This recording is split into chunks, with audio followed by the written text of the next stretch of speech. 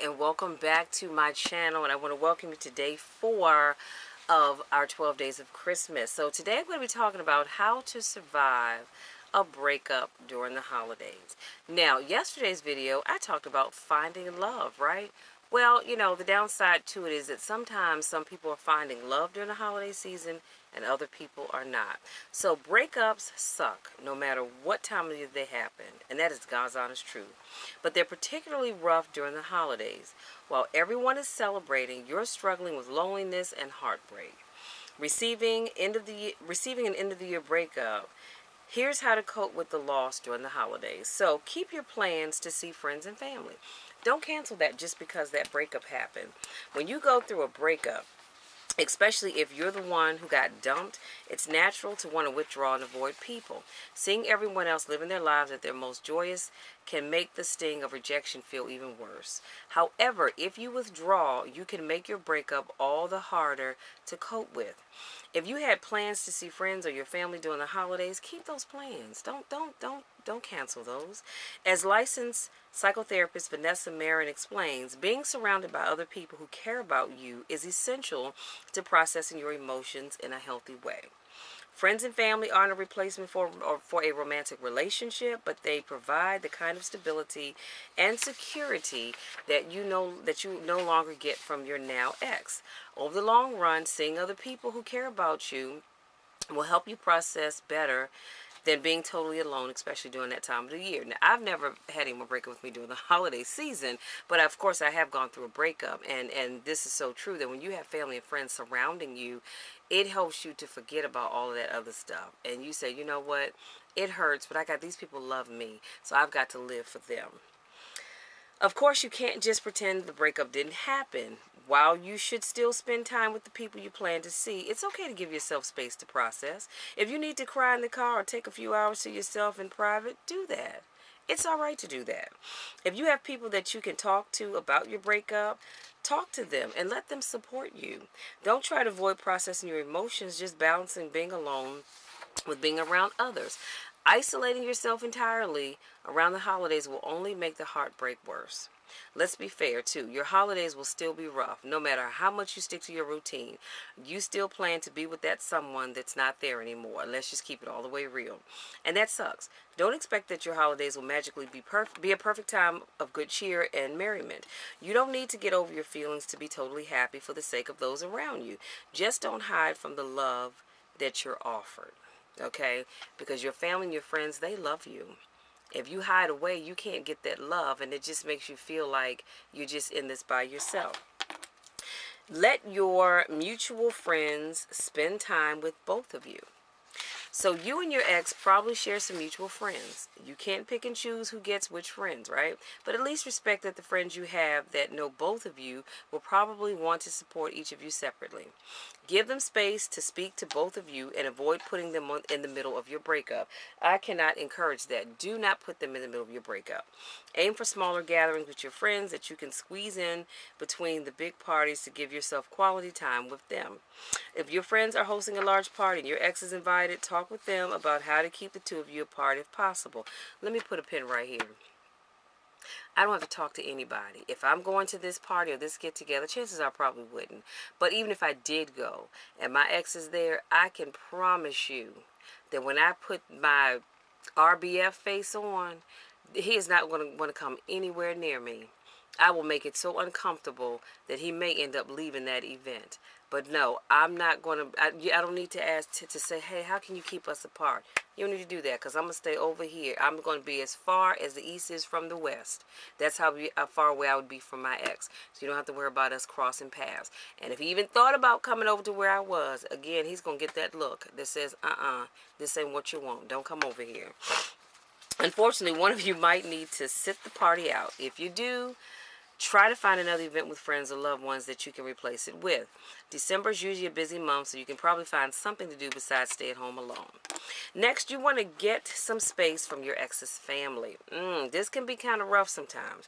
In any long-term relationship, you end up developing a relationship with your partner's family as well. That adds an uneasy, messy layer to the breakup if they've included you in their holiday plans. If you're close with your ex's family, you might even be tempted to keep talking with them throughout the breakup. Over the long term, you might be able to, but at least for now, keep some distance, okay? You'll have to judge your situation on a case-by-case basis, of course, because no two relationships are the same.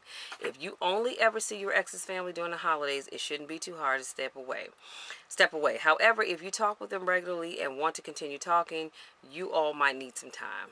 Okay? I can honestly say I've never broken up with someone and continued to talk to their family. If I have to run into them in public, that's cool. But in turn, all that hanging out and stuff, not for me. But if that works for you, that's great.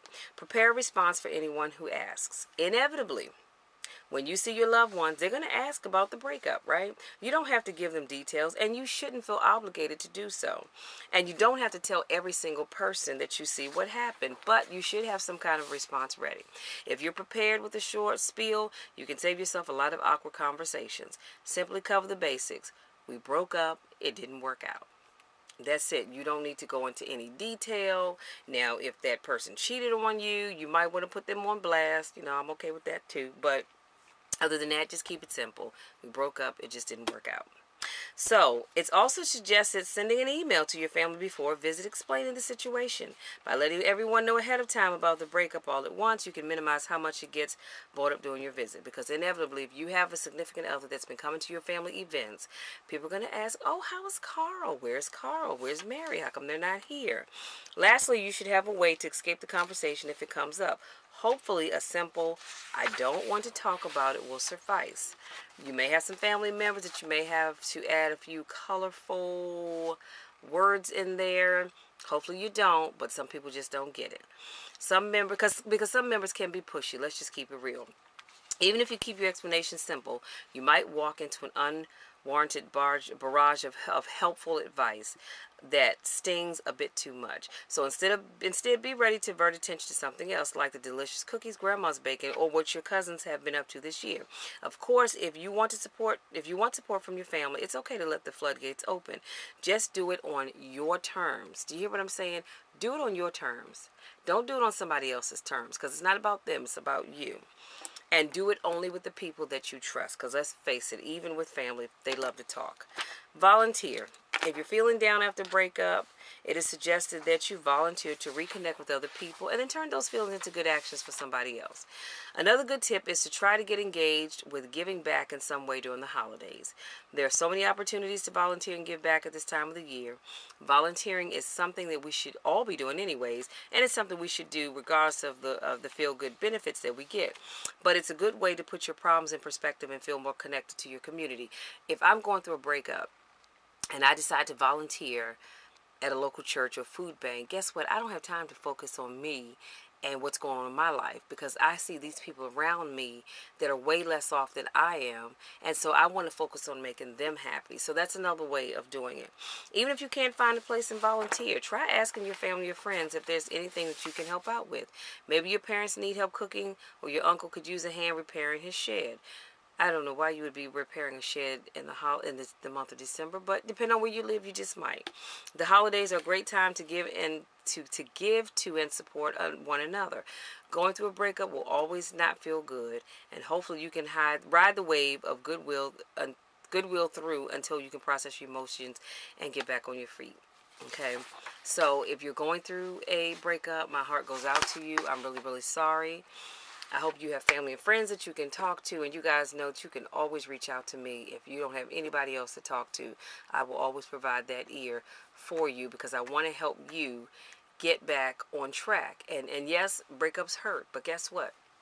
What I've learned from it is anytime I've gone through a breakup, it was God's way of saying, that's not the one.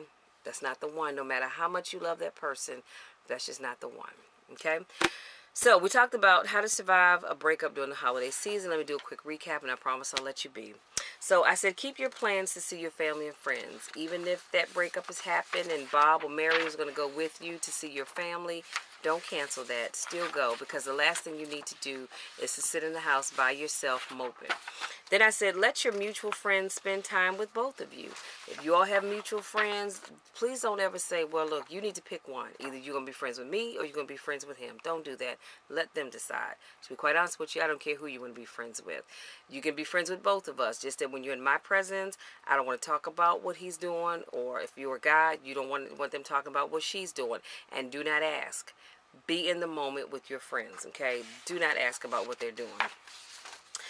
Get some space from your ex's family. Sometimes, you know, people are really, really close with your significant other's families, and you might need to distance yourself just a little bit. Just for a little while, anyway, especially if the breakup is fresh. Prepare a response for anyone who asks. You can simply say, we broke up, it just didn't work. You know, our lives are busy, whatever you want to come up with. And if you feel like you can tell your family the truth, just tell them the truth. And then after you tell them the truth, say, okay, you know what? I'm here to have a good time with you all. I don't want to talk about Bob or Mary or Kathy or Joe. I just want to have a good time. So can we agree that from this moment forward that we will not mention that person's name or anything about them? We're all agreed? Okay, let's move on. I'm just saying, volunteer. If you're feeling down and out at the breakup, go volunteer. Because when you're doing something for someone else, you don't have time to worry about what's going on in your life because you're too busy trying to make an impact on somebody else's. So that's all I have, you guys. I want to say thank you so much to my newest subscribers. Thank you so much to those of you that continue to support me in all that I do. I love you guys to the moon and back. Until next time, take care.